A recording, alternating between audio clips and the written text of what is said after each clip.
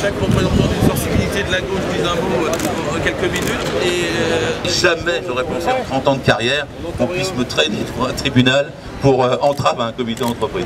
Franchement, toute ma vie, j'ai essayé de veiller à ce qu'il y ait des comités d'entreprise et à ce qu'ils fonctionnent. Je ne comprends encore pas, je suis stupéfait de ce qui m'arrive en l'instant. Et j'ai la deuxième pensée, vous savez, les femmes de retour de congé maternité, c'est de plus en plus difficile. Le management est tellement brutal qu'il n'y a pas de place pour elles quand elles reviennent. Et c'est ce qui est arrivé à cette jeune femme qui a eu 7 ans de procédure. J'ai une pensée pour elle, elle ne veut pas s'exprimer, elle a un autre boulot, c'est pas une militante, elle a eu 7 ans d'injustice. Et au bout de 7 ans d'injustice, elle a tout gagné. C'est-à-dire qu'elle a toutes les procédures, 12 procédures sur procédure, ce qui valide largement la démarche que j'avais faite au début, le 23 juillet 2004, puisque nous sommes quasiment 7 ans anniversaire après. Vous êtes maintenant des victimes d'une véritable déclaration de guerre sociale que livrent et le gouvernement et le patronat, et qui, comme il a été dit tout à l'heure, vise à criminaliser dans un premier temps les syndicalistes.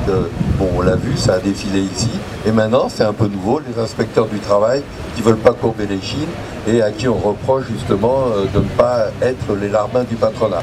Donc toute ton activité a été au service du monde du travail, et en ce sens, moi je me félicite qu'il y ait une résistance unitaire, politique et syndicale, la plus large possible, parce que c'est la seule façon de résister à cette guerre sociale, c'est que dans l'action, on soit le plus unis possible. Et j'espère au moins que les juges, même si j'ai parfois des doutes, entendront cette résistance. En tout cas, il ne faut pas lâcher. Il est évident que c'est un procès politique, ça a déjà été dit, qui t'est fait. Toi qui représente pour nous ce que est l'inspection du travail, c'est-à-dire très souvent le seul moyen de recours de salariés qui n'ont pas toujours la possibilité, particulièrement dans les petites boîtes, de pouvoir s'organiser syndicalement.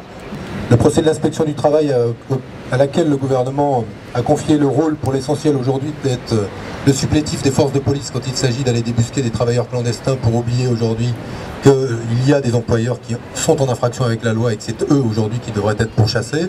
Il y a une inspection du travail qui est sur tous les fronts aujourd'hui, parce que nous assistons à une vraie entreprise de démantèlement du Code du travail, des droits sociaux, et c'est bien le procès de la résistance au démantèlement du Code du travail qui va se passer aujourd'hui, à un moment où, ce n'est pas un hasard, évidemment le parti majoritaire propose la remise en cause de la durée légale hebdomadaire de travail pour proposer que, entreprise par entreprise, on négocie demain la durée du travail, à un moment où le MEDEF propose la constitutionnalisation du dialogue social, c'est-à-dire le fait de déposséder le Parlement demain de la possibilité d'organiser l'ordre public social.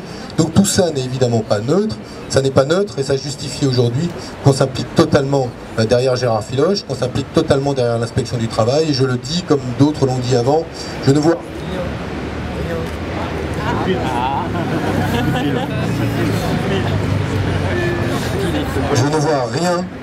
rien, voilà, ça se termine, il n'y a pas de sabotage, on arrive toujours à vaincre la technique, mais